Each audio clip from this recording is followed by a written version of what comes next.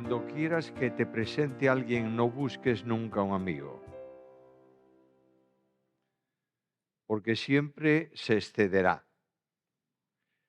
Esto me lo enseñó mucha gente, es mi experiencia personal también, pero sobre todo mi profesor más directo, amigo al final, consejero y demás, el doctor Francisco Lacueva.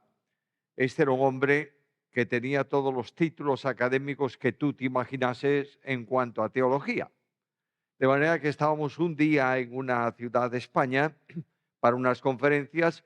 Él tenía el primer tema por la mañana y el que lo presentaba se había estudiado de memoria el currículum vitae de Lacueva. No dijo ni una sola cosa de más, pero dijo mucho. De modo que el hombre empezó a decir: tenemos con nosotros al doctor Francisco Lacueva, doctor en esto, en el otro, bla, bla, bla, bla. Y yo, que conocía muy bien al doctor Lacueva, lo vi que se estaba moviendo en el banco.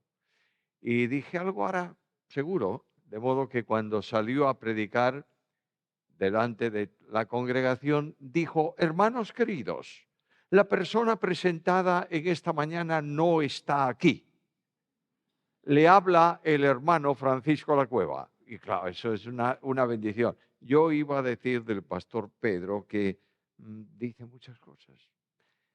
Ahora, hablando formalmente, nadie puede pasar de una condición: ser siervo. Dios en su gracia dota a las personas, le entrega la responsabilidad de un ministerio. Y Pablo decía de su ministerio: ay de mí si no anunciase el Evangelio. Pero la gloria de todo el ministerio, la fortaleza en la enseñanza, el impacto espiritual no es del predicador, es de Dios. Por medio de su espíritu aplicando la palabra, nos permita el Señor vivir la experiencia de Jesús, que dijo: aprended de mí que soy manso y humilde de corazón. Hemos estado haciendo estos días corriendo por encima, no hemos estudiado, hemos corrido por encima de los temas, hemos hecho una panorámica general del reino. Ese es el tema nuclear de la profecía, el reino, y de la Biblia también. De manera que hemos visto a lo largo, desde el primer día, que el reino es algo que Dios ha establecido, que Él tiene. No ha habido nunca en la historia de la humanidad un tiempo donde no hubiese reino, porque no hubo nunca en la historia de la humanidad ausencia en mayor o menor número de personas que reconocen que Dios es Dios y que le adoran voluntariamente. Ahora, ese reino que ha pasado por distintos momentos en la historia de la humanidad, tanto como años tiene la humanidad, se manifestó de forma especial, se aproximó de forma especial en el Hijo de Dios, nuestro Señor y Salvador, que en su primera venida al mundo no vino para establecer el reino, no vino para ofrecer el reino. Yo he leído mucho de este concepto a lo largo de mis años y cada vez estoy más alejado de él. Casi nos da la impresión cuando se habla de este modo que Cristo vino al mundo para ofrecer a Israel el reino y le dijo: ahí tienes el reino. Israel dijo: no quiero el reino, y entonces Dios se sintió defraudado y tuvo que romper un poco el árbol, sacar las ramas y meter otras, y ahí apareció la iglesia, porque había que aprovechar el tiempo, no podía. No está eso en la Biblia. En la primera venida el Verbo de Dios vino en misión salvífica o salvadora. Por tanto, ¿a qué vino? Vengo para dar mi vida voluntariamente. Y el Señor lo dijo con toda claridad: yo soy el buen pastor, y el buen pastor reinará sobre sus ovejas. No, su vida da sobre las ovejas. Pero no hay duda ninguna que el Dios de la gloria ha designado un rey y lo ha establecido ya. Y notaréis que es uno de esos momentos en la Biblia en donde un futuro se utiliza o se expresa mediante un pasado. Yo he puesto mi rey sobre Sión, mi monte santo. No está aún todavía, pero es el programa, el propósito, el proyecto de Dios. Y Dios es soberano.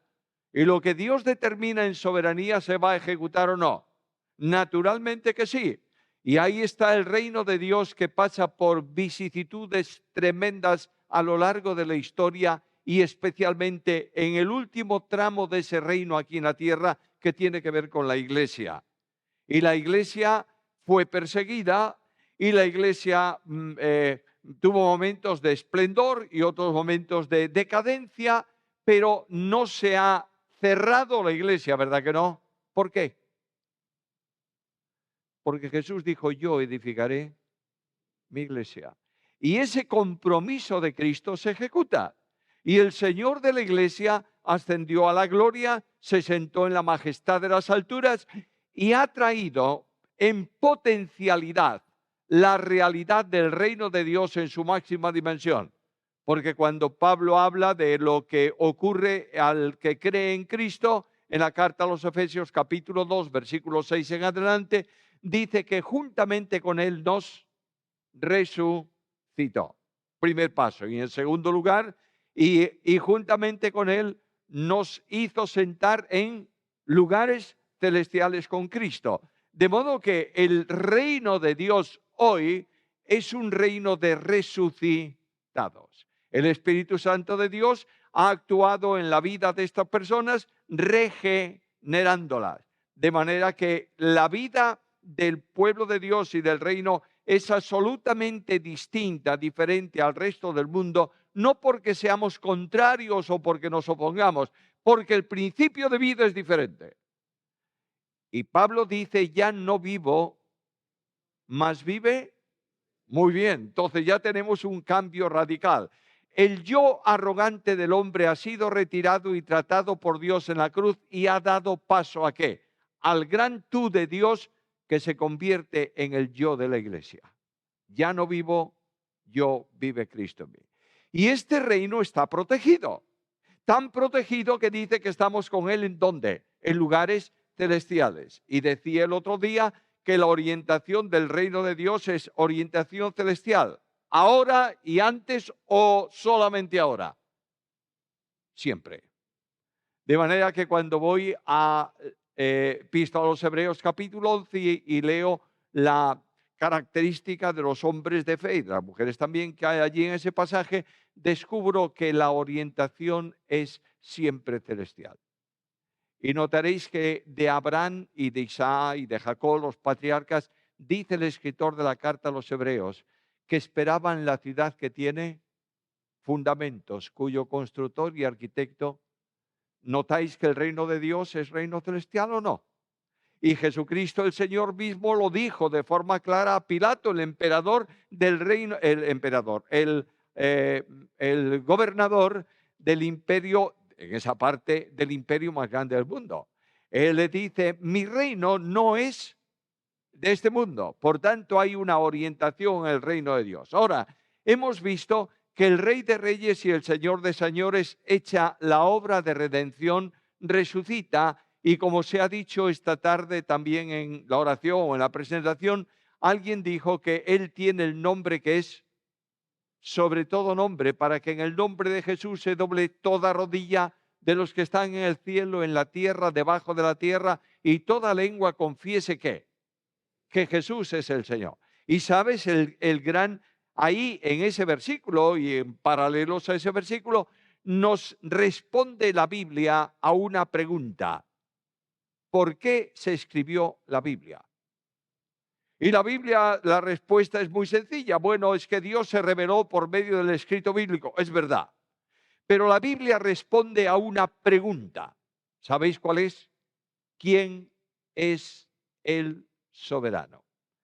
Y tú tomas la Biblia desde Génesis 1:1 hasta Apocalipsis 22:21 y durante toda la escritura vas recibiendo la respuesta, ¿quién es el soberano? Y llegamos al momento de la cruz en donde aparentemente hay un fracaso en la vida ministerial del verbo enviado y de pronto recibe el nombre que es sobre todo nombre porque es el soberano. Y en esta soberanía, lo vimos ayer o anteayer, creo que fue ayer, Dios establece un decurso histórico que está cumpliéndose con toda la fidelidad. y se lo reveló a Daniel cuando estaba tan preocupado Daniel sobre la restauración de Israel y demás. Y Dios le dice, mira Daniel, 70 semanas están destinadas o preparadas para tu pueblo y se cumplirán. Y hemos visto que se han cumplido. Los imperios aquí en la tierra se sucedieron y de pronto hay un paréntesis que lleva 2000 años. Y en ese paréntesis de 2000 años, ¿qué es lo que está haciendo Dios? Sustentando su reino.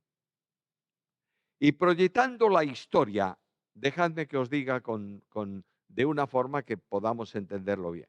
La historia humana solo es profecía cumplida. Y la profecía no es nada más que historia por cumplir. De manera que aquí tenemos la gran realidad. Dios ha establecido en soberanía y se está cumpliendo, se está cumpliendo. Pero llegará el momento en que Dios recoge su iglesia, la lleva a su presencia y se abre ahí, no en el momento del traslado. Hay una precisión bíblica sobre cómo va a ser el momento de arranque de la última semana de Daniel y está en la firma de un convenio, de un pacto entre el anticristo y el Israel apóstata. Y ahí comienza la última semana, 7 años, en donde Satanás lucha violentamente por vencer en su programa, en su propósito de su reino en contra del reino de Dios. Y ahí se van a producir momentos tremendos. Ayer lo estábamos viendo por encima y entramos en el tiempo de las batallas. Porque hasta ahora hemos visto que se ha formado, se ha establecido, ayer la veíamos, lo que se suele llamar la Trinidad impía. Es decir, la imitación del Dios Trino aquí en la tierra en un gobierno opuesto totalmente a él. Y ahí está el dragón que se opone al antipadre, que es el antipadre. Ahí está el anticristo que se opone al Hijo. Y está el falso profeta que se opone ¿a quién? Al Espíritu Santo. ¿Sigue habiendo naciones y reinos en la tierra? Sigue. Pero Jesús recibió de Satanás una propuesta impía. Deja el programa de Dios y toma el mío. Tú has venido a conquistar nuevamente los reinos del mundo y su gloria, yo te los doy. ¿Sabes por qué? Porque a mí me fueron entregados. Y Cristo dice, no, el plan de Dios es distinto al tuyo y por supuesto no voy a aceptar tu plan, voy a seguir el plan de Dios. Y esos reinos del mundo están bajo el control de Satanás. No te engañes, por favor. No pienses que va a haber un momento en que los creyentes amantes de la Biblia van a gobernar las naciones y va a haber paz.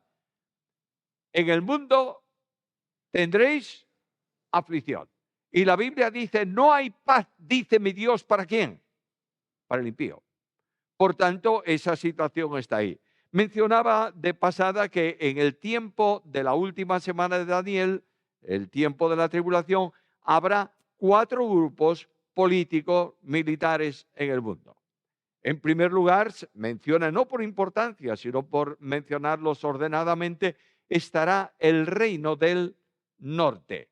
Y el reino del norte es ese sector de las naciones en que se oponen históricamente a Israel y a todo lo que tiene que ver con Dios. Y se llama reino del norte por una razón muy sencilla, porque los israelitas miraban los pueblos que estaban situados en el norte, por encima del norte de su territorio, y eran todos sus enemigos. Y ese reino toma dimensión, toma potencialidad. Luego decía que hay otro cuarto grupo político-militar, que es el reino del sur.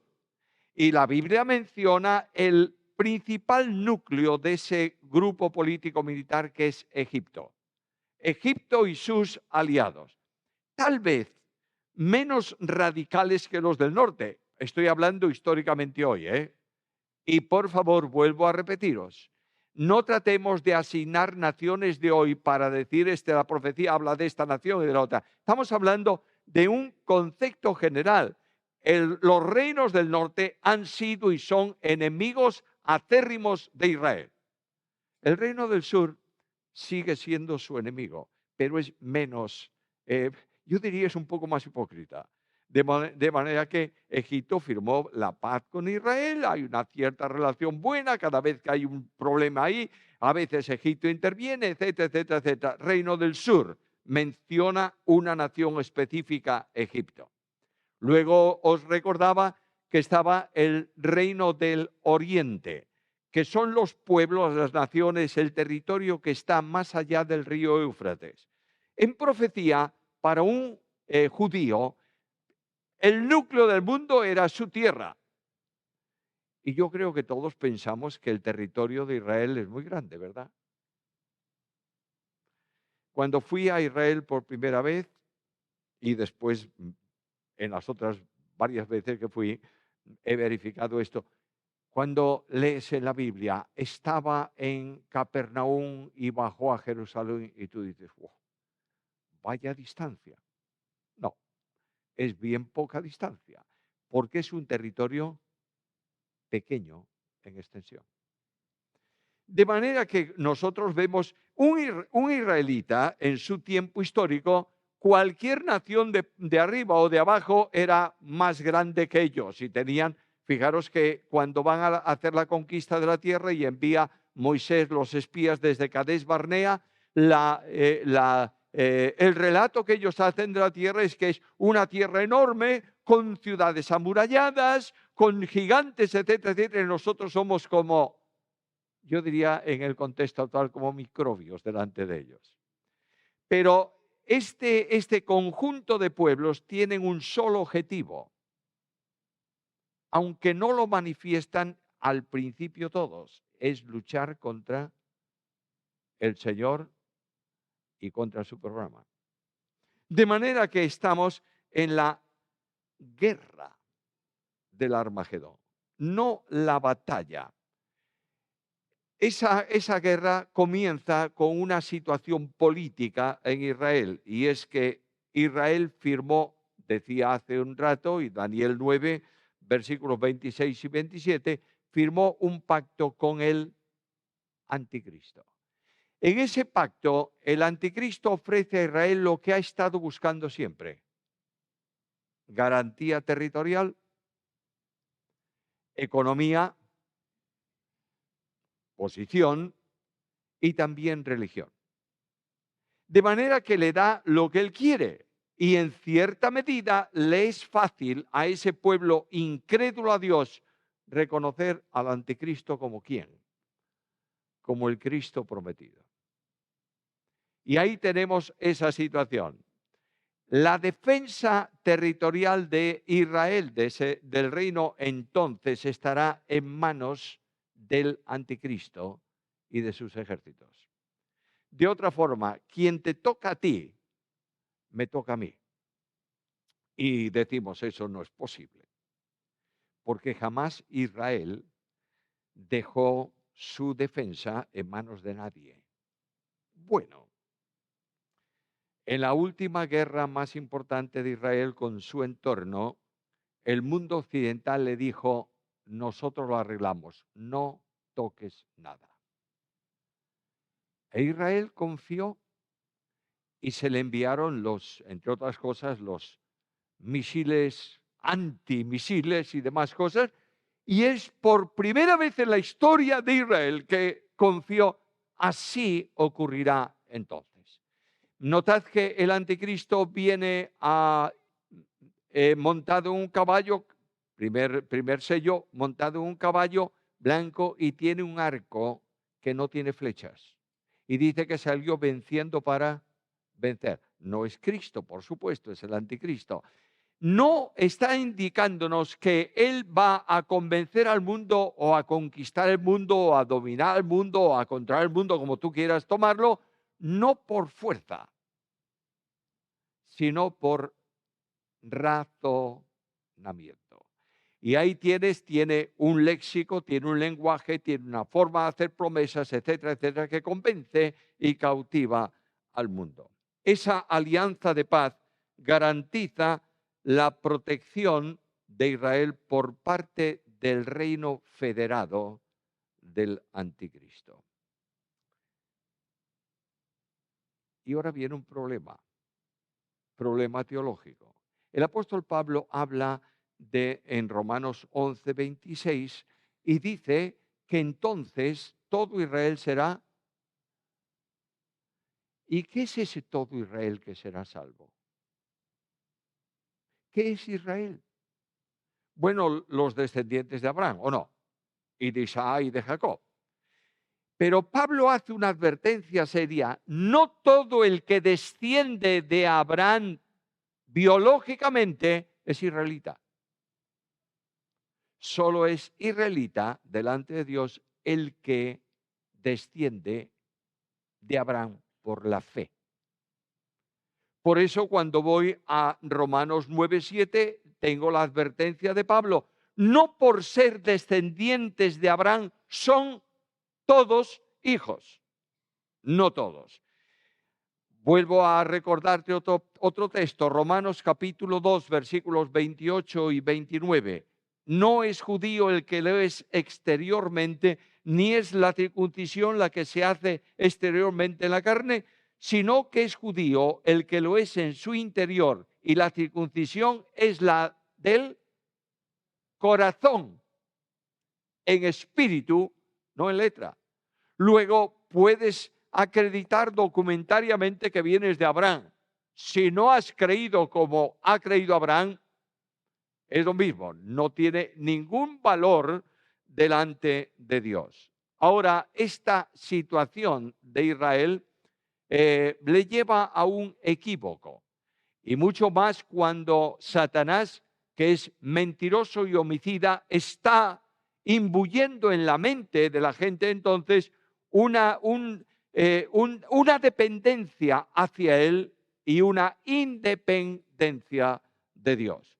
La situación espiritual de Israel es de rechazo de Dios. Y de pronto comienza el primer movimiento militar de la guerra del Armagedón.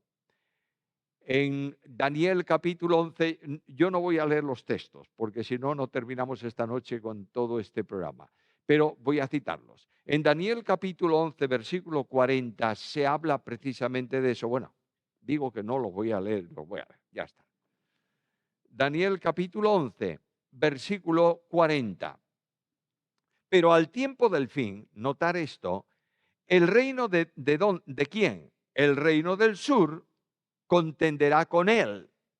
Está hablando del anticristo, etcétera, etcétera. Mirad el capítulo anterior. Y el rey del norte se levantará contra él como una tempestad con carros y gente de a caballo y muchas naves, y entrará por las tierras, las invadirá como un torrente y las pasará. Entrará en la tierra gloriosa y muchos caerán. Mas estas escaparán de su mano, Edom, Moab y la mayoría de los hijos de Amón. Primer movimiento, el reino del norte va a invadir Israel. Y ese movimiento tal vez lo vemos mejor en el gráfico siguiente, si alguien me lo pone por ahí, por favor. Ahí está. Notar que eso es un gráfico muy esquemático. Ahí el reino del anticristo, el movimiento de tropas está en amarillo, y tenéis el reino del norte situado un poquito a la izquierda, a la derecha del mapa, y el reino del sur, que están dibujados en un color así medio rojizo, de manera que el movimiento es que el reino del norte viene e invade Israel. E inmediatamente que invade Israel, ¿le acompaña quién? El reino del sur. ¿Qué ocurre? Pues lo que va a ocurrir es muy sencillo. Es que el anticristo y su reino, su ejército con naves, etcétera, etcétera, entrarán en la Tierra Santa como pretexto ¿de qué? De esa invasión. ¿Me estáis siguiendo? Se ha movido, es el primer movimiento militar. Ahora, ¿cómo va a terminar ese problema? En Ezequiel capítulo 38, voy a Ezequiel capítulo 38 eh, y versículo, a ver si encuentro por aquí, por mis notas, donde estoy en ese momento, 23, 38, 23. Eh, Versículo, leemos el 22. Yo litigaré contra él con peste, con sangre, haré llover sobre él, sobre sus tropas, sobre los muchos pueblos que están con él, impetuosa lluvia, piedras de granizo, fuego y azufre, y así manifestaré mi grandeza y mi santidad, y me daré a conocer ante los ojos de muchas naciones, y sabrán que yo soy. ¿Quién interviene contra el reino del norte? Jehová. Y los ejércitos de esa coalición político-militar son destruidos sobre los montes de Israel.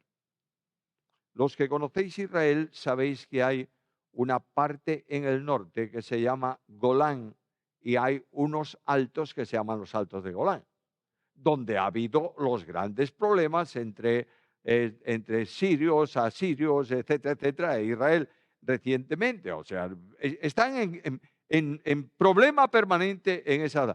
Sobre esos montes del norte, Dios interviene y esa coalición de ejércitos del norte queda destruida. Pero ya el ejército del anticristo ha entrado en Israel. Invade el Israel con el pretexto de la paz y se asienta entre el Monte Santo y el mar. Es decir, coloca todo su gobierno, su ejército, su administración en Israel. ¿Y qué hizo el reino del sur? Bueno, entró también en guerra. Dice ya que los del norte van a darle un buen mordisco a esa parte, nosotros también. ¿Y qué ocurre? El anticristo que entró va a perseguir al reino del sur. Y va a llegar al borde, al límite de su capital, etcétera, etcétera. Y ese reino del sur va a ser destruido ¿por quién? Por el anticristo. ¿Me estáis siguiendo o no? Bien. Entonces tenemos un problema y un cambio radical en la estructura político-militar del mundo. Antes había 4, ahora ¿cuántas quedan? 2. Los reinos del Oriente y el reino del Anticristo. Bueno, estamos hablando de tiempos muy cortos porque estamos hablando de 7 años. Y ahora la Biblia me dice que cuando esto se produzca, el pacto firmado con Israel se va a romper. ¿Cuándo? A la mitad de la semana. Por tanto, han pasado 3 años y medio y en esa mitad de la semana se quebranta el pacto firmado y es anulada las promesas y aquellos que habían firmado un pacto, la profecía dice, porque firmaron un pacto con la muerte. ¿Me estáis siguiendo? No hay ninguna garantía de nada en donde Satanás intervenga. ¿Por qué? Porque es mentiroso y quebranta las cosas como él quiere. Ahí tenemos una conmoción mundial. Quedan los reinos de Oriente y quedan los reinos, los llamémoslo así, de Occidente o el imperio romano reconstruido. Ahora, esa invasión del anticristo va a generar un conflicto serio en contra de los creyentes de Israel. El pueblo de Israel, que es incrédulo a Dios, dejadme paréntesis, primer paréntesis de la noche. El pueblo de Israel, históricamente hablando hoy, está sujeto a reprobación. Dios lo reprobó. Y ahí en Juan capítulo 12, el mismo Señor lo dice, Juan lo recoge en su evangelio, y Juan dice ahí que no creyeron, etcétera, etcétera, y por esta razón cegó el corazón de ellos para que no entiendan, no se conviertan y no sean salvos. Lo dice Dios. Ahora, si Dios actúa así con todo ese pueblo desaparece como tal o no. En cuanto a promesa, seguro. Pero Dios, que es rico en misericordia, ha elegido, seleccionado, escogido de en medio de ese pueblo personas que son salvas, que no están dentro de ese estado de reprobación, porque la gracia de Dios les ha hecho superar esa condición o esa situación. Cuando Pablo habla de su nacimiento espiritual y habla de su apostolado, dice que al último de todos como a un abortivo. ¿Qué es un abortivo?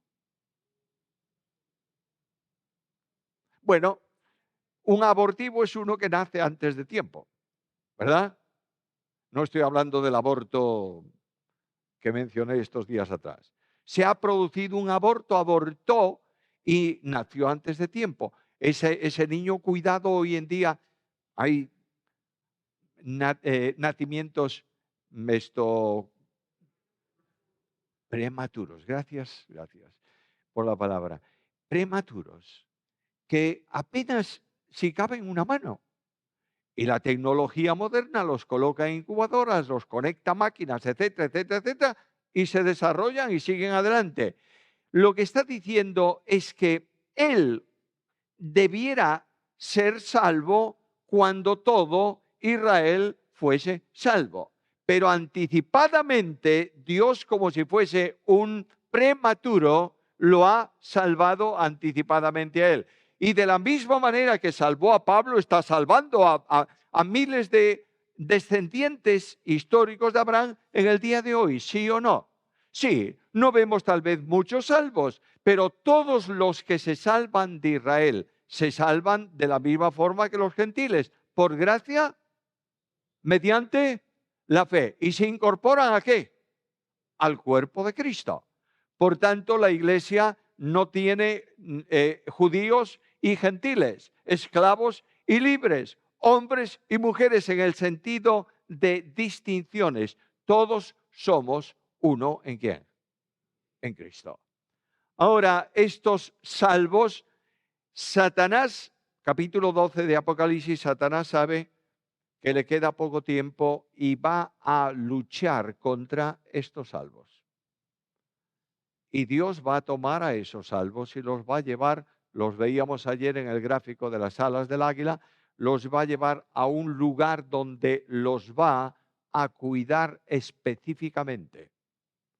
De manera que ahí tenéis en el gráfico una simulación en donde hay dos chorros blancos abajo, que son las alas del águila, y que los lleva a dos lugares en donde el anticristo, a pesar de su esfuerzo militar, no puede conquistar.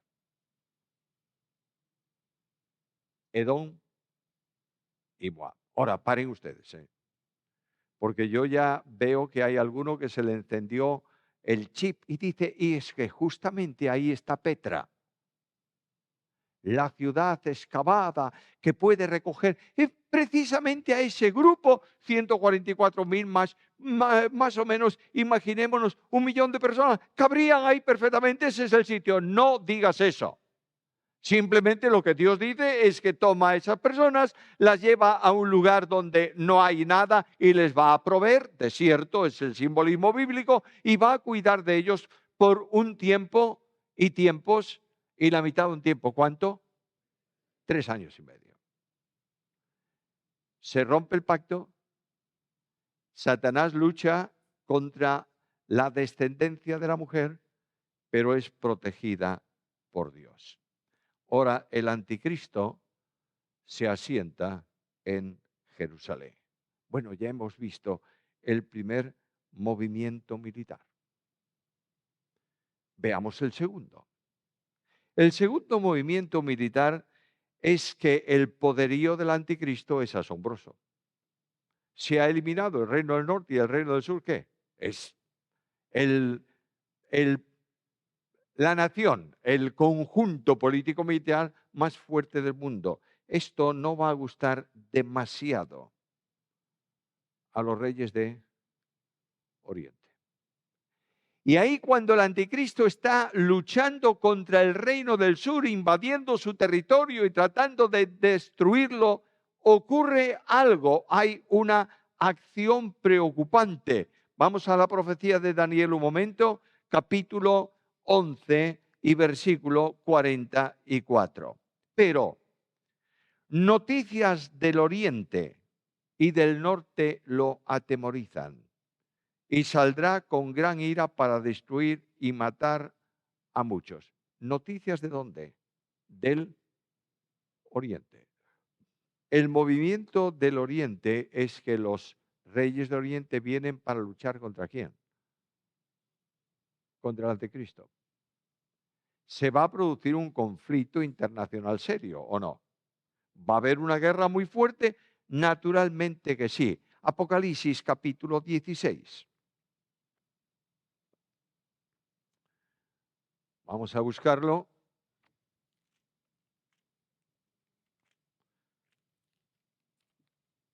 Apocalipsis capítulo 16 y versículo 12. El sexto ángel derramó su copa sobre el gran río Éufrates y el agua de éste se secó, para que fuese preparado el camino ¿para quién? Para los reyes de Oriente.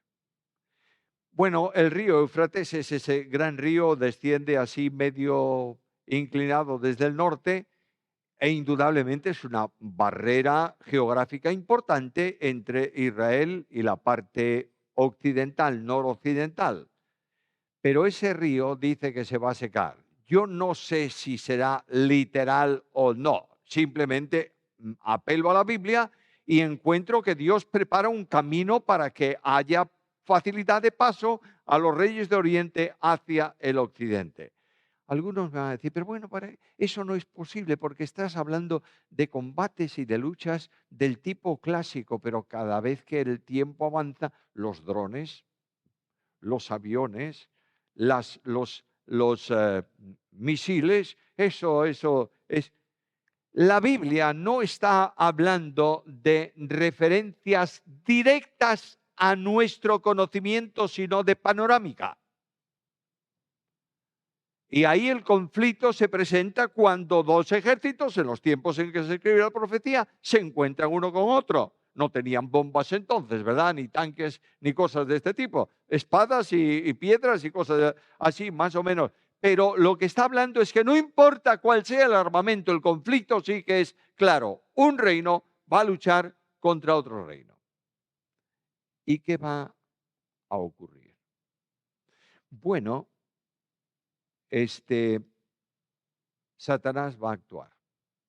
Podéis leer en Apocalipsis, él va a enviar a sus ministros de asuntos exteriores. Y dice que se mueven como ranas. ¿Tú has visto moverse una rana?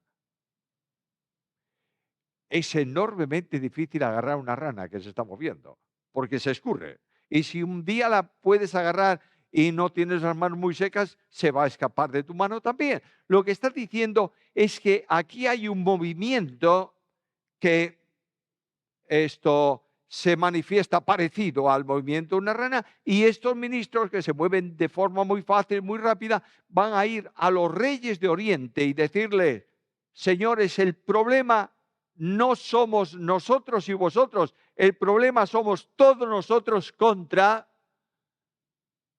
el que está en el cielo. Algunos dicen que eso se va a producir, ese silencio, ese unirse de las fuerzas de la coalición de naciones del mundo se va a producir porque se manifestará la señal del Hijo del Hombre en las nubes. No voy a entrar en ese asunto si es simbólico, si no es simbólico. Simplemente lo que sí es cierto es que desde el momento del traslado de la Iglesia a la presencia del Señor habrá que dar explicaciones serias al mundo del por qué se fue tanta gente. ¿O no? Y una de las formas más sencillas será decir que fueron tomados por extraterrestres y se los han llevado.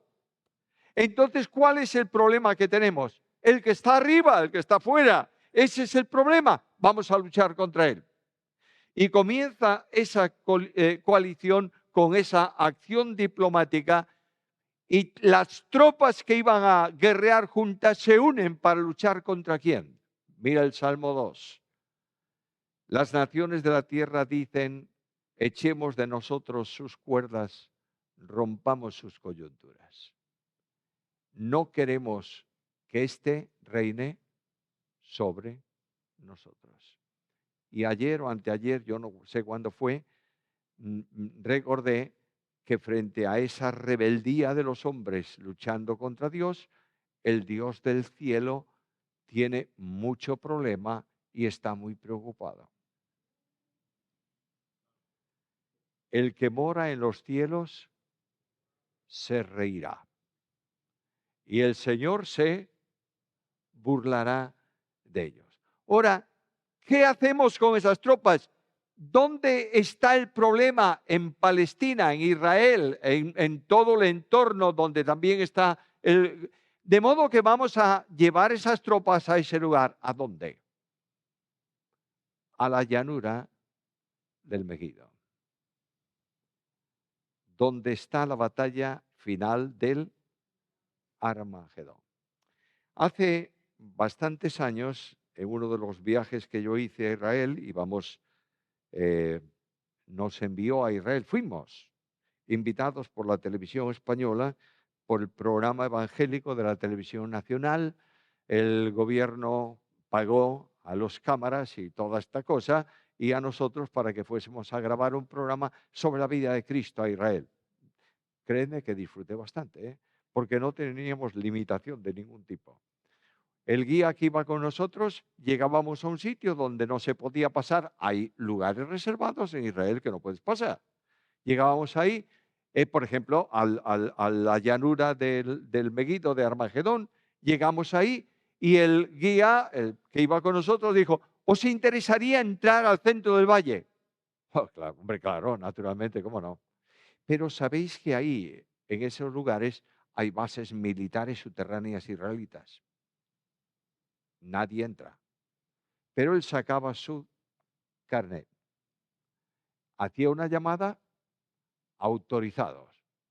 Y entramos con el coche de la televisión hebrea al centro del valle. Yo me bajé. Es subjetivo, ¿eh? Perdonadme, eso es subjetivo, pero quiero decir lo que sentí. Me impresionó el silencio. Es como si no hubiese ningún ruido, ningún pájaro, nada. Y cuando yo puse los pies ahí y miré a mi alrededor, dije, oh, ¿qué será? Esto todo lleno de ejércitos. Napoleón fue ahí. Y la llanura de Armagedón tiene como si fuese un anfiteatro, montículos, montes alrededor, la llanura en el centro, como si te invitaran a un espectáculo en el valle, sentado en tus bancos de espectadores en los laterales. Y cuando Napoleón llegó y vio esa llanura y eso, dice, el mejor lugar del mundo para un combate de infantería. Bueno, Napoleón dijo eso, yo no sé si es así o no.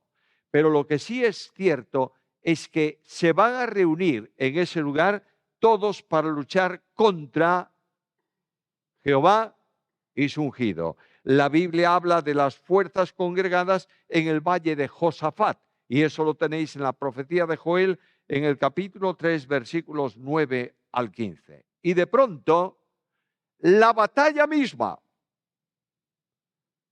los cielos se abren y hay alguien que sale, vuelvo a decir, figurado, expresión figurada, montado en un caballo blanco, y tiene un nombre: el Verbo de Dios. No hay conflicto militar ninguno. Viene rodeado de sus ángeles. Todos los ángeles vienen y se pelean con todas las tropas y matan. ¿Qué va? Los ángeles son espectadores. La Biblia nos enseña, especialmente en 2 Tesalonicenses, que con el resplandor de su venida, todas esas fuerzas son deshechas. Y yo pregunto, ¿y por qué? Porque yo he puesto mi rey sobre Sión, mi monte santo. Y esto se cumple a pesar de todas las cosas. De manera que en ese conflicto impresionante, no sé quién los prenderá, supongo que serán ángeles, pero van a ser presos dos personas, el anticristo y el falso profeta. Van a inaugurar el infierno, porque dice que fueron lanzados al lago de fuego. Resulta que el infierno bíblico, destinado por Dios para el demonio y sus ángeles, lo inauguran dos hombres. Dos hombres, ¿por qué? Porque han sido los seguidores, servidores y ejecutores del programa de Satanás. Fuerzas eliminadas, Cristo desciende del cielo. En Zacarías capítulo 14, versículos 4 al 9, se habla de la segunda venida. Hermanos queridos, mis amados hermanos, no confundamos traslado de la iglesia con segunda venida. Son dos cosas distintas, ¿eh? De manera que el traslado de la iglesia es tomada de la tierra, Cristo desciende del cielo. ¿Y dónde se encuentra la iglesia y Cristo? En el aire. Pero Cristo no vino a la tierra. Cristo está ahí, recibe a su iglesia la lleva al lugar preparado por él, las bodas del Cordero, el tribunal de Cristo, todo lo que hemos visto esos días atrás, que hemos visto no, que hemos mencionado, porque no hemos visto nada. Y viene ese instante admirable en que el Señor desciende del cielo. ¿Dónde pone sus pies? En el monte de los Olivos. ¿Qué ocurrió en el monte de los Olivos? Cristo fue ascendido a los cielos ahí. De modo que Cristo viene y dice la profecía que cuando pisa ese monte, el monte se abre en dos y genera un valle grande cuyo nombre nos da la Biblia, pero que no está en ningún lado. Es decir, va a ser un valle nuevo, se va a crear ahí. Ahora hay algo sorprendente. Todo el sistema orográfico de Palestina, de Israel, viene de norte a sur. La evidencia más grande la tienes en el río Jordán. Corre de norte a sur. Por tanto, todos los valles, todos los montes circulan justamente en esa posición, en esa situación. Y de pronto algo novedoso, ese monte se abre de este a oeste. ¿Y por qué? Bueno, porque Dios quiere. No tengo ninguna solución, porque Él es soberano. En ese lugar, Cristo va a llamar a juicio. ¿A quién? A las naciones y a Israel. Y en ese juicio se va a determinar si han sido salvos o no. Nicodemo un día visitó al Señor. Tenía un problema Nicodemo, como todos, pero aquel tenía un problema muy serio. Él está observando a Cristo. Y dice, oye, pero es un hombre como otro, ¿eh? No tiene ningún palacio, no tiene ningún ejército, anda con 12 de un lado para otro. Qué extraño esto. Pero hace señales que certifican, que manifiestan que Él es, ¿quién? El Mesías. Por tanto, ¿será o no será? Porque si es el Mesías, yo, Nicodemo, tengo un problema muy serio.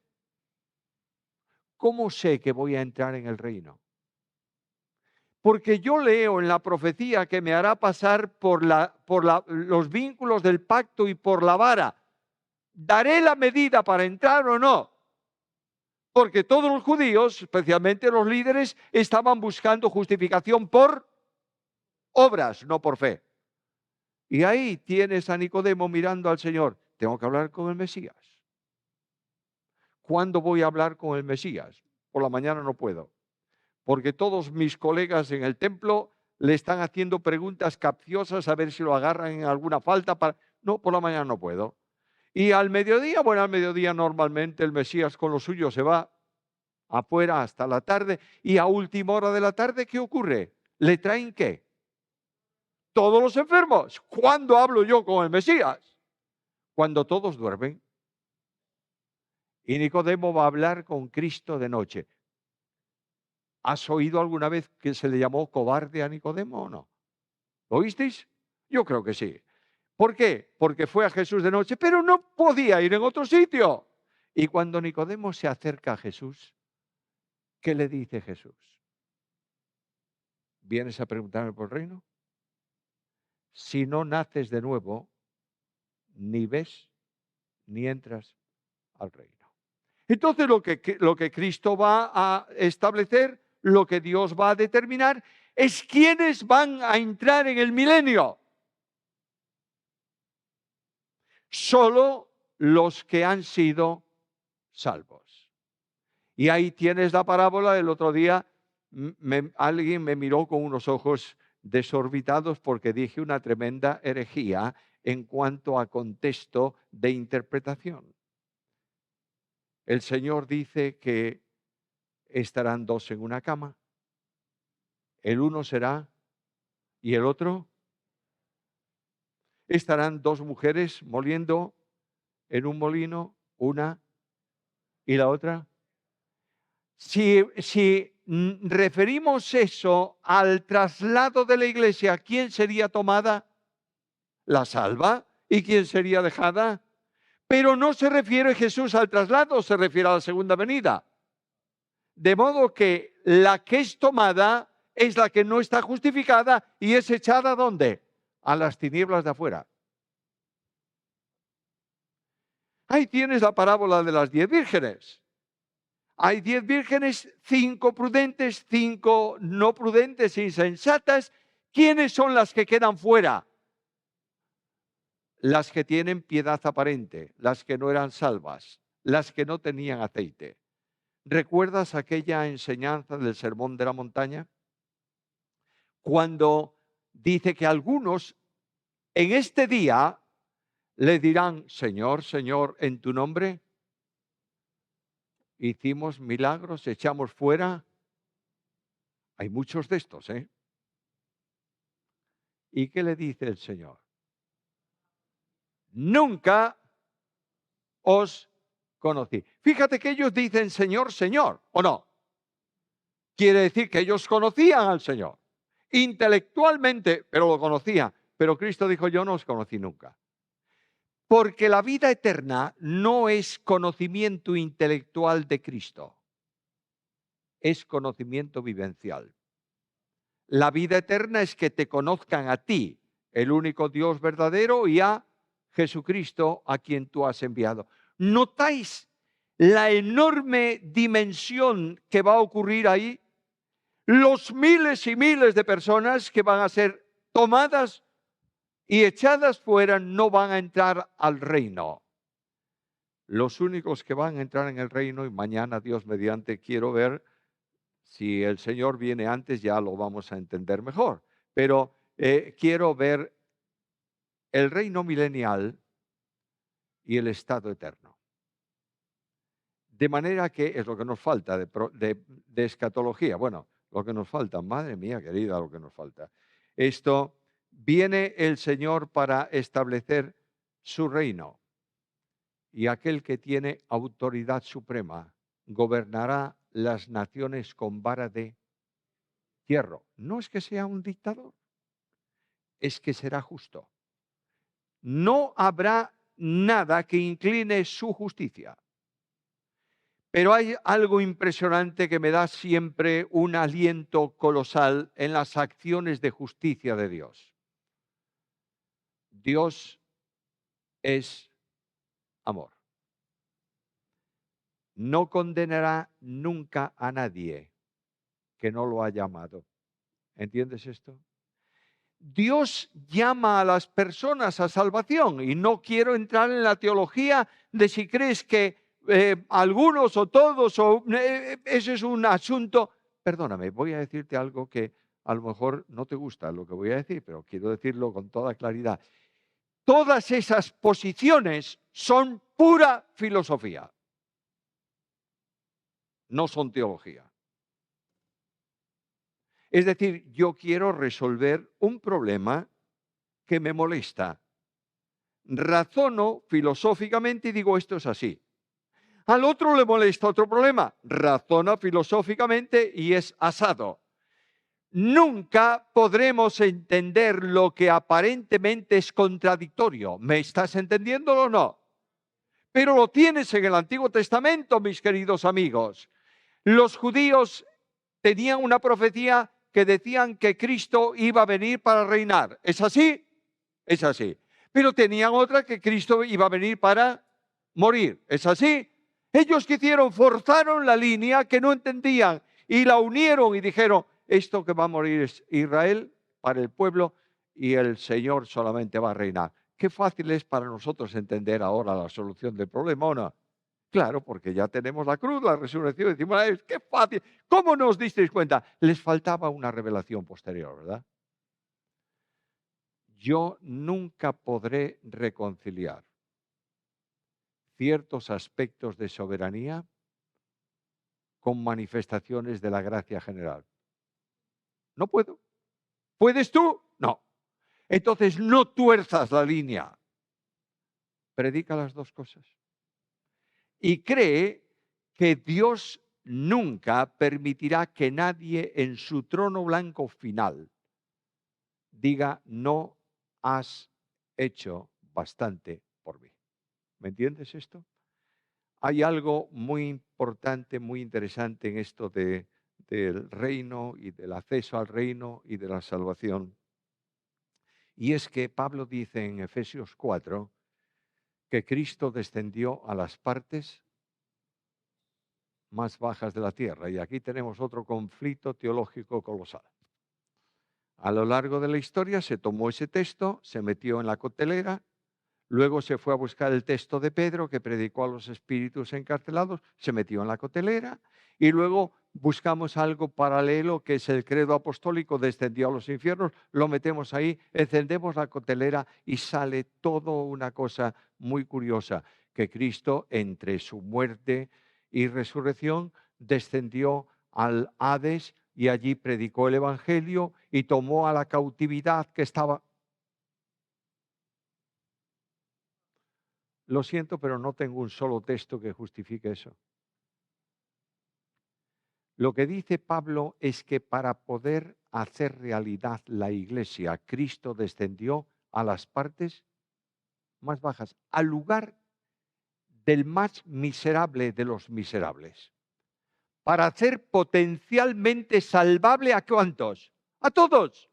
Luego en la cruz de Cristo hay una doble manifestación, una manifestación de expiación potencial y otra de expiación virtual.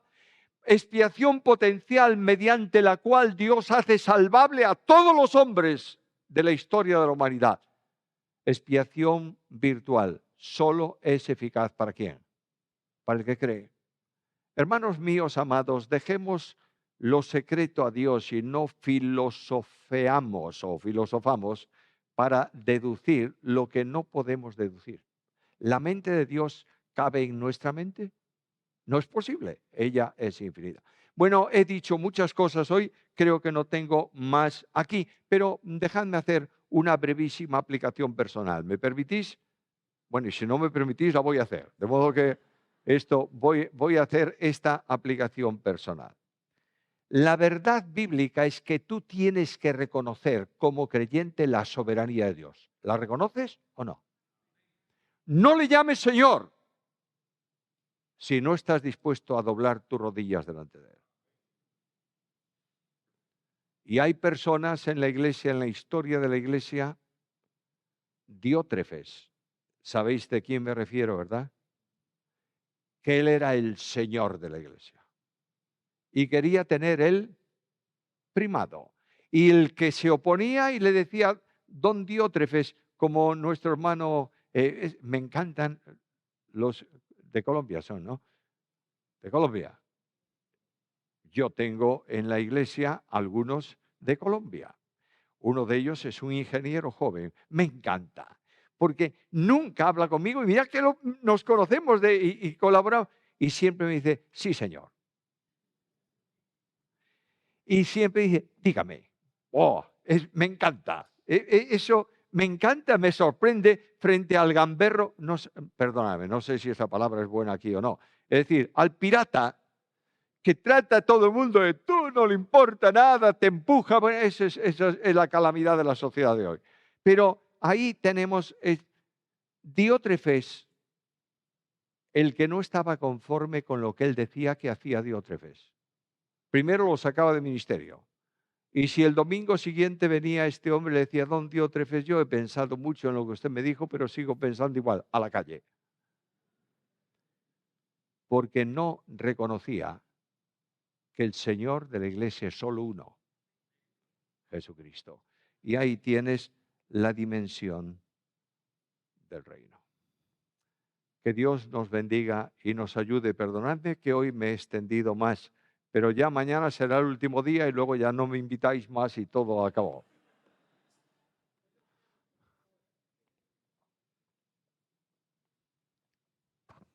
Como decía alguien, hay un solo rey y tú no eres él. Ah. Los que quieran hacer preguntas, se me olvidó decirlo al inicio, usted puede apuntar su cámara a este código QR y eso le va a llevar a una página donde usted puede hacer las preguntas. Pero tenemos aquí una pregunta que no veo que está dentro del tema, pero podemos hacerla porque tenemos ahora mismo solamente 2 preguntas. ¿Cuál es el día de reposo? Bueno, pues el día de reposo es, históricamente hablando, el día que Dios descansó de su creación. Trabajó 6 días, descansó 1. Luego, después, en la historia, Dios estableció un día de reposo en beneficio del hombre, no en beneficio de Dios. Es decir, Dios quiere que tú descanses, y establece el día de reposo. Y en el tiempo actual estamos en el reposo de Dios nosotros, porque la obra de Dios en salvación ha terminado y a nosotros se nos ha incorporado en esa dimensión. ¿Los salvados de la gran tribulación serán solo los de Israel? Tú contestaste esa pregunta. No, la contesté ayer, no. De Israel son salvos, indudablemente, y hay una primera manifestación de salvos entre los que están los 144.000 que lavaron sus ropas y la han blanquecido en la sangre del Cordero, etcétera, etcétera, y siguen al Señor y tienen el testimonio de Cristo. Habrá otros muchos salvos en ese mismo entorno y habrá salvación de las naciones por miles. Hay una multitud delante del trono que no se puede contar, de toda lengua, pueblo y nación. Y cuando Juan ve aquello y dice, ¿pero quién es esto? Juan era muy dispensacional. Es decir, para él solamente la iglesia y luego del traslado ni una más. No, no era así, pero estoy exagerando, alegorizando un poco. ¿Quién es esa multitud? ¿Qué le dice el anciano? Bueno, él no lo sabe, le preguntan, ¿quién es? Y Juan dice, no lo sé. Pero tú lo sabes seguro, sí.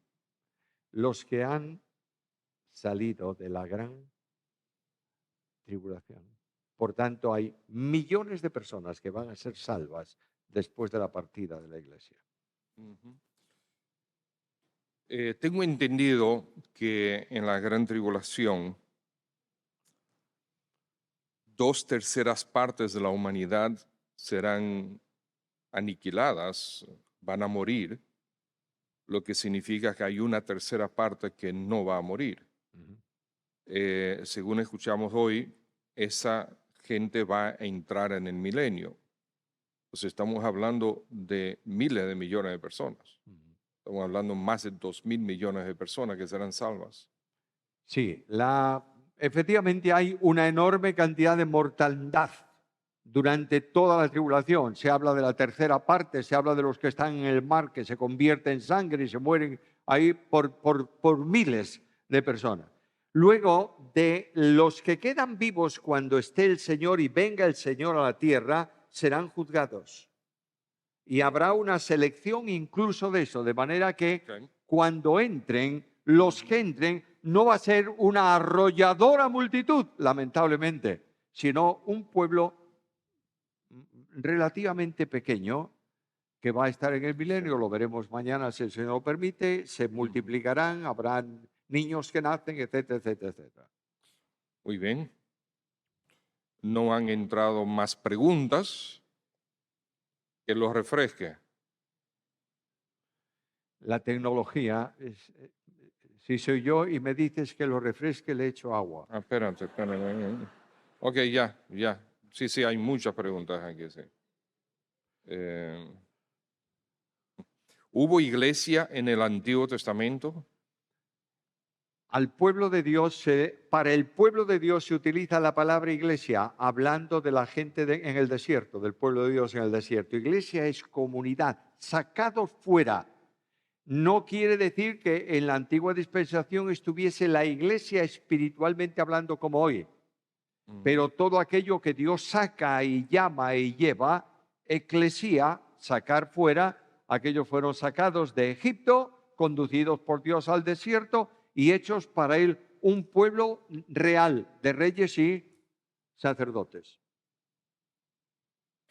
Muy bien, el anticristo y Satanás son dos personas diferentes. Sí, por supuesto.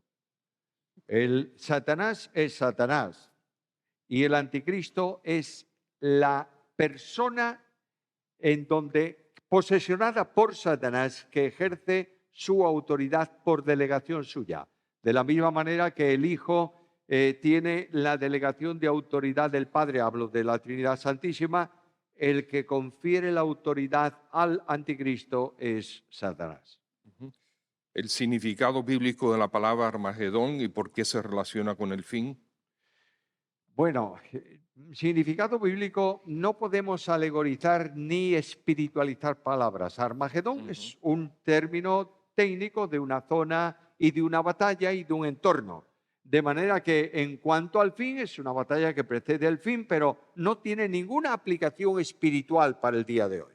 Bueno, y realmente no es el fin. Y no es el fin, claro que no. Porque ahí comienza el milenio, entonces al final del milenio habrá otra convulsión y finalmente los cielos nuevos y tierra nueva. Exacto. ¿Puede ser un judío salvo aunque no haya creído en Jesús?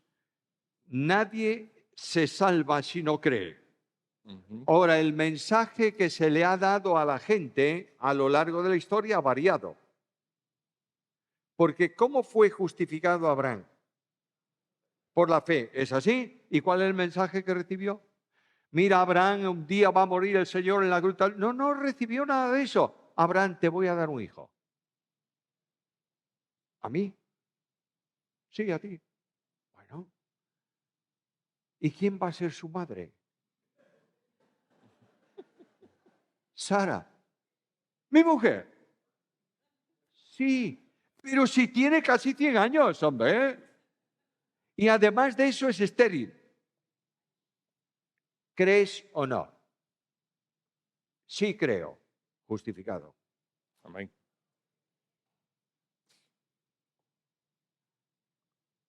La semana 70, ¿cuándo iniciará? Creo que hablaste de eso ayer. Sí, ¿verdad? con la firma, está en Daniel 9, con la firma del pacto entre el anticristo e Israel. Ahí comienza la semana 70. ¿Esta generación actual verá esa última semana? Bueno, yo espero que toda la generación nuestra esté en esa última semana, porque nos marchamos nosotros primeramente y no creo yo, es personal, no creo yo que pase mucho tiempo entre el traslado de la iglesia y el comienzo de la tribulación. Correcto, sí. Las profecías de Mateo 24 y 25 están dirigidas a la iglesia o a Israel. A Israel. Y las señales de Mateo 24 y 25 tienen que ver justamente con la semana de la tribulación y la venida de Cristo para reinar. Entonces son señales dirigidas a Israel para la última semana. Correcto. Entonces, por eso es que muchas veces se confunde con señales para el arrebatamiento, porque la última semana va a suceder inmediatamente después del arrebatamiento y algunos comienzan a ver mucha convulsión en el mundo, que hay muchas guerras, que hay muchos terremotos, y entonces comienzan a unir esas cosas y a decir el fin está cerca. pero realmente no, en todas las épocas ha habido este tipo de problemas, ¿verdad? Claro. Y él, ¿Son estos tipos de problemas realmente definen que nosotros estamos en no, el último no, tiempo no, el Señor dice que oiréis de guerras y rumores de guerra? en aquel tiempo, y aún no es el fin, dice él. Ujú. Entonces tengamos mucho cuidado con esto. El COVID, la peste esta última que pasamos, para muchos era ya una de las plagas que se anuncian en Apocalipsis. Resulta que ha pasado el COVID, vendrá otra, si Ujú. el Señor no viene antes. Exacto. Pero todo esto es señal de que el mundo está convulsionado y que el pecado funciona y que estas son las consecuencias. Bueno, en este COVID, ¿cuántas personas en el mundo murieron? Como 4 o 5 millones, pero ¿eh? 20. 20 millones murieron. No, 20 millones fueron infectados. Mm, Hay un repunte mm, nuevo ahora. Bueno, de todas maneras, en comparación con 62 millones que murieron en las últimas pandemias, creo que estuvimos bien posicionados. Em, Muchos dicen que al milenio entrarán salvos y no salvos, No, no, no, no. Solamente salvos, nada más que salvos. pero durante el milenio va a haber pecado. Claro, esto durante el milenio, y no quiero quemarme el tema de mañana, durante el milenio, los que han creído en Cristo viven por fe como nosotros, en fin, dependiendo de Dios. Los que nacen de esas personas no son salvos por nacer de salvos. Exacto, igual que Tienen que ahora. creer, igual que en el tiempo actual. Muchos de ellos no creen, Satanás no funciona, por tanto no hay tentación, no hay conflicto, pero al final cuando sea salvo tomará a todos esos que no han creído, cuyo corazón es continuamente el mal, y Exacto. los levantará contra Dios.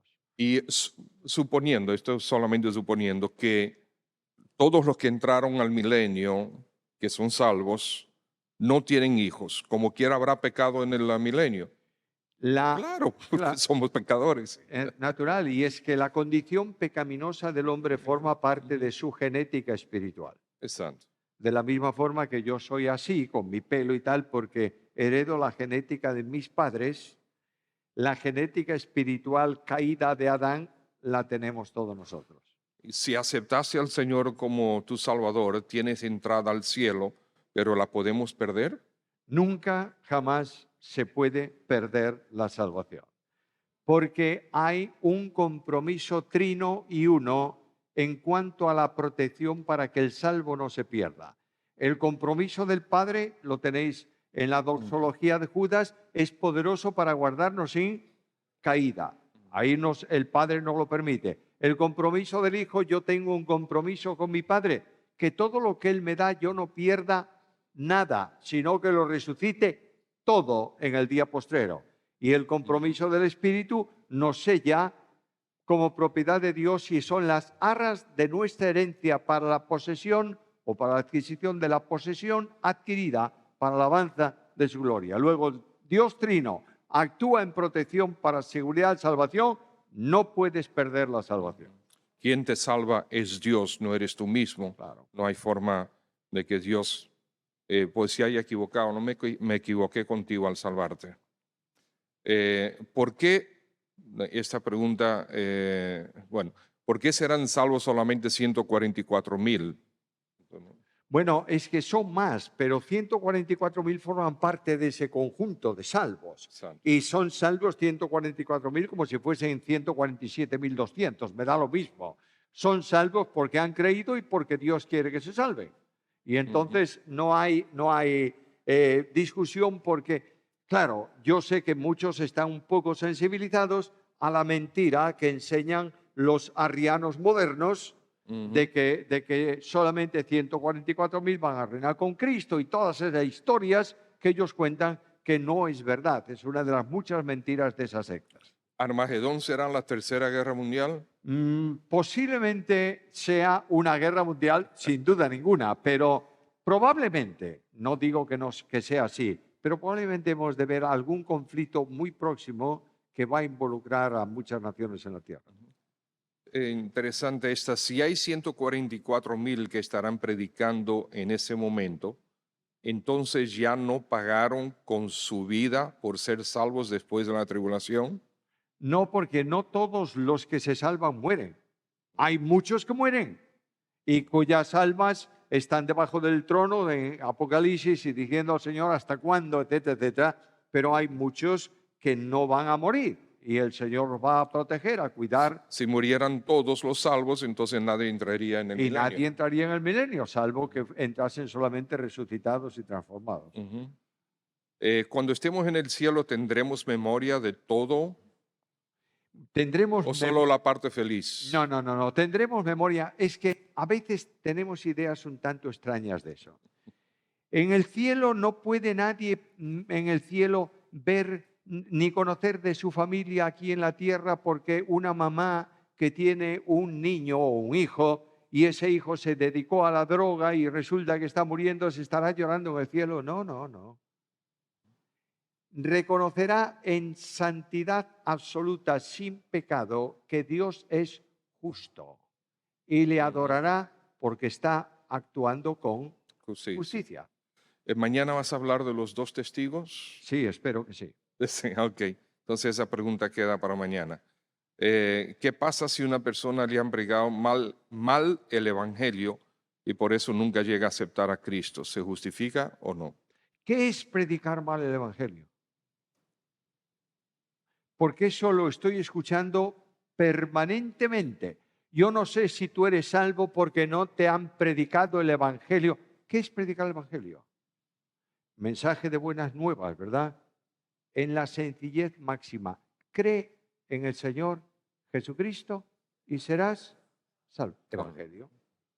Esta pregunta ya tú la contestaste. Si la iglesia no va a pasar por la gran tribulación, ¿por qué el anciano le dice a Juan que estos son los que han salido de la gran tribulación? Bueno, porque la iglesia está en la presencia del Señor, representada por 24 ancianos en torno al trono, y él ve una multitud que no pertenece a esos 24 ni a la iglesia, y el anciano le pregunta, ¿quiénes son? Pues yo no lo sé, la verdad, pero son aquellos que van a ser salvos durante el tiempo de la gran tribulación.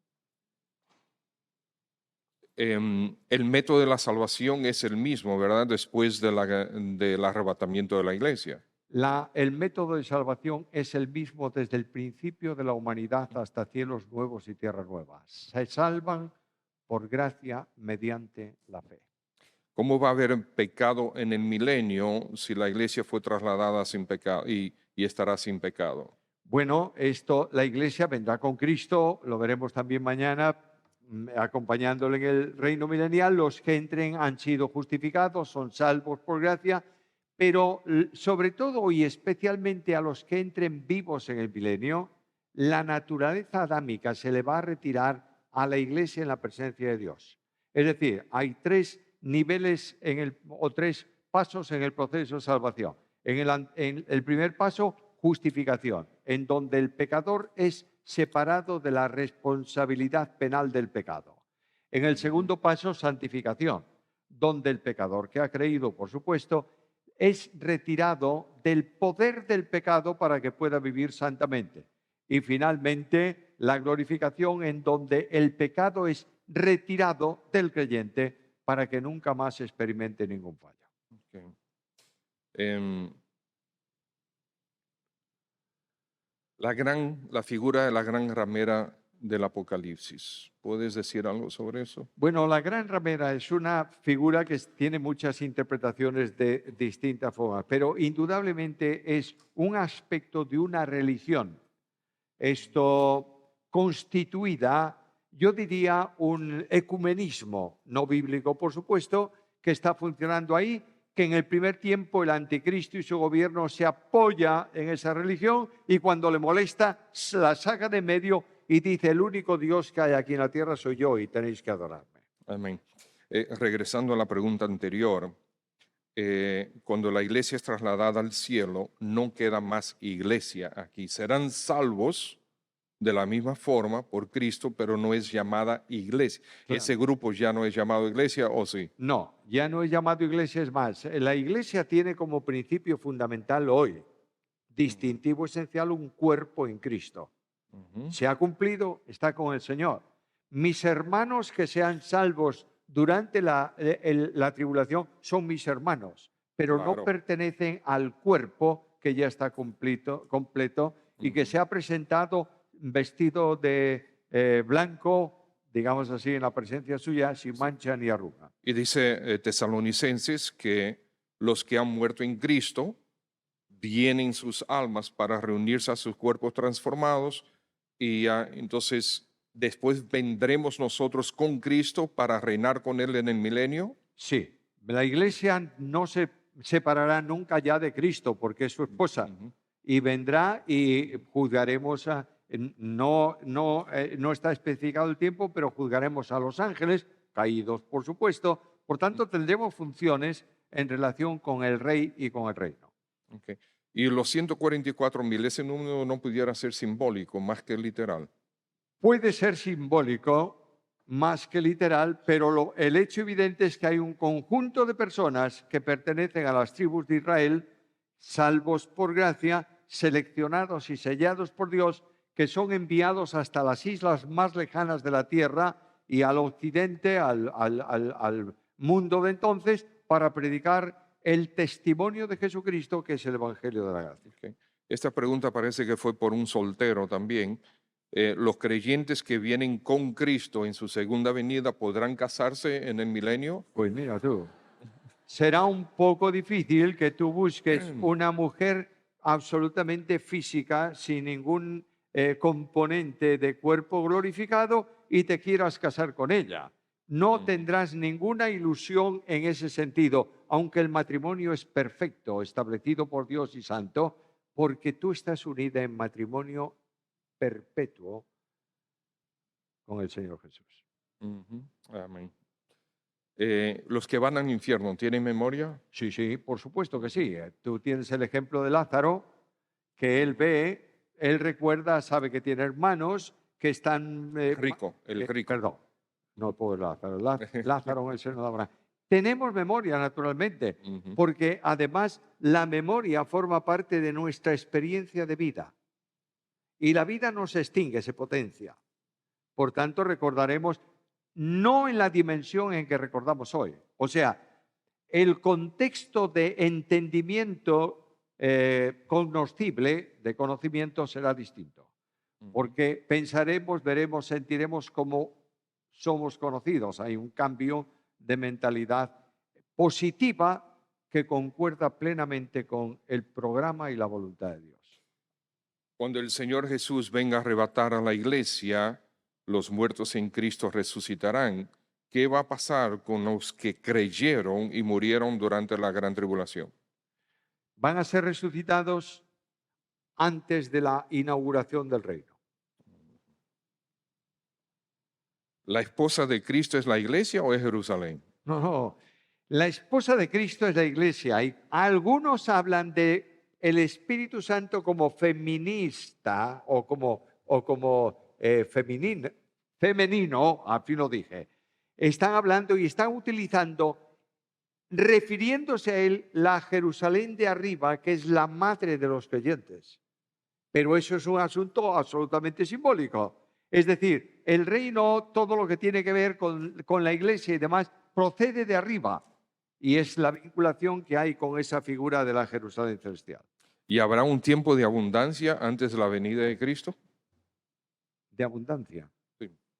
De abundancia de comida y no sé, depende el mundo que Ujú, vea esa abundancia. ujú. Para lo que se llama el primer mundo, abundancia es tener 5 pares de zapatillas y tirarlas y comprarte otras 5 más.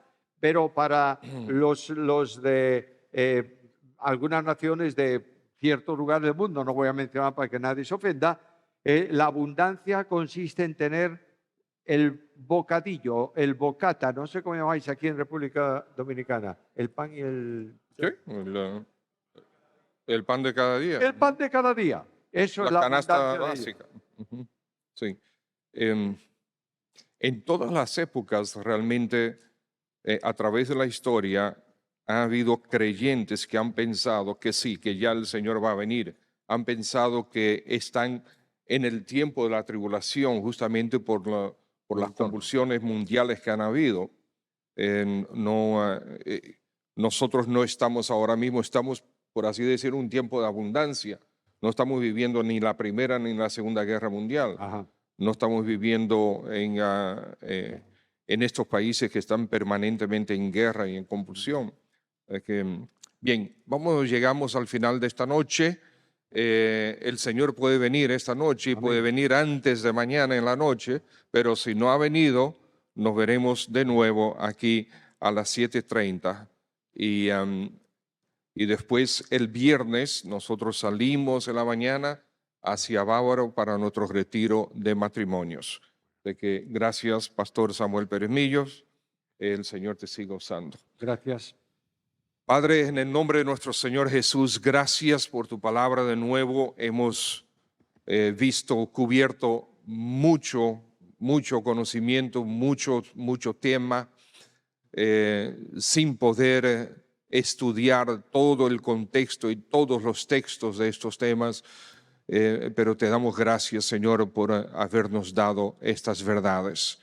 Rogamos que nosotros podamos afirmar realmente en nuestros corazones que tú eres el Señor, y lo afirmemos no solamente con convicción, sino con pura alegría, gozo, regocijo, que tú eres mi Señor, y te esperamos, oh Dios. Sí, ven, Señor Jesús, para gloria de tu nombre, te lo pedimos. Amén. Señor le bendiga a todos. Gracias por venir.